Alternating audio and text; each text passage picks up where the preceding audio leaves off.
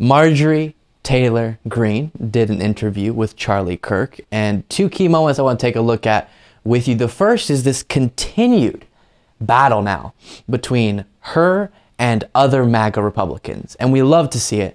So you'll see that kind of highlighted here again on Real America's Voice, the Charlie Kirk Show. I'm the first one to say that, look, I was skeptical, and this is my perspective, and I don't know if you share it, Marjorie.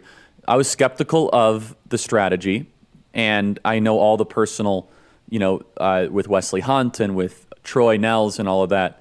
But I will say I'm pleased if some of these concessions come to fruition. I'm pleased with them, especially the one on the Church and Pike Committee. I think that is just fabulous, and also the promise not to spend in open primaries. Marjorie, thank you so much, and can't wait to see. Go ahead really quick.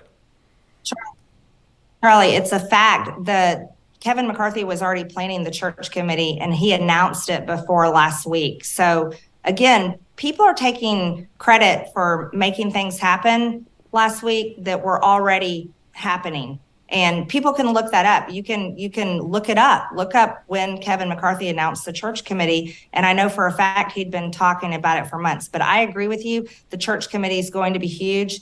But the negotiations and the fight on the floor, they can't take credit for all of these things. And I think that's dishonest to do so. Very interesting, calling them dishonest. So what's being discussed there? Charlie Kirk is saying, I didn't love the people obstructing Kevin McCarthy from becoming speaker. I thought that was a risky or bad strategy, but some of the stuff they got out of that seemed good in his eyes. Marjorie Greene is saying, yeah, but Kevin McCarthy was going to do those things anyways. Don't let them take credit for those things. And who is she talking about? A number of people, but Lauren Boebert and Matt Gaetz being the two big figures that made a lot of noise in this process. And so Marjorie Greene is saying them taking credit for getting these concessions is dishonest. And her, as someone who is for Kevin McCarthy, voted for him from the beginning, is very much now pitted against the Lauren Boeberts, the Matt Gaetzes, and all these different people in a very fascinating way. And that wouldn't really be a huge deal on the left, this type of talk to one another.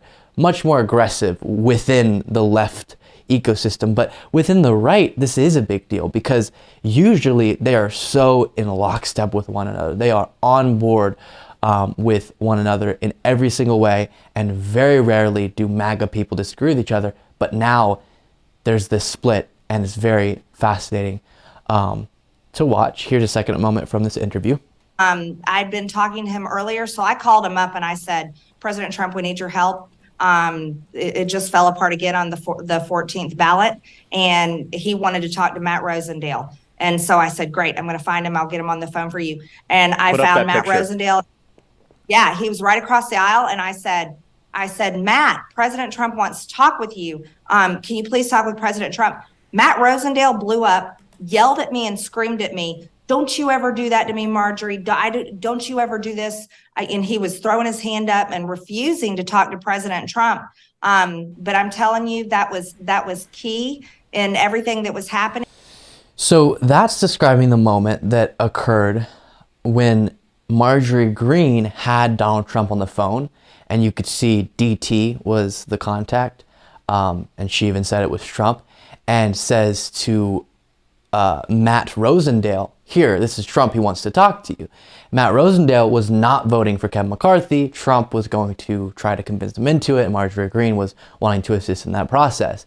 And apparently, according to her, Matt Rosendale, another GOP representative, screamed at her for trying to cause a Trump conversation to happen and handing him the phone. And he said, oh, no, I don't want to talk to him, which shows you how heated that whole debacle within the Republican Party got. We saw the individual having his face grabbed and pulled back while he was shouting at Matt Gaetz. And then this here, if that story is accurate, it was very much a debacle.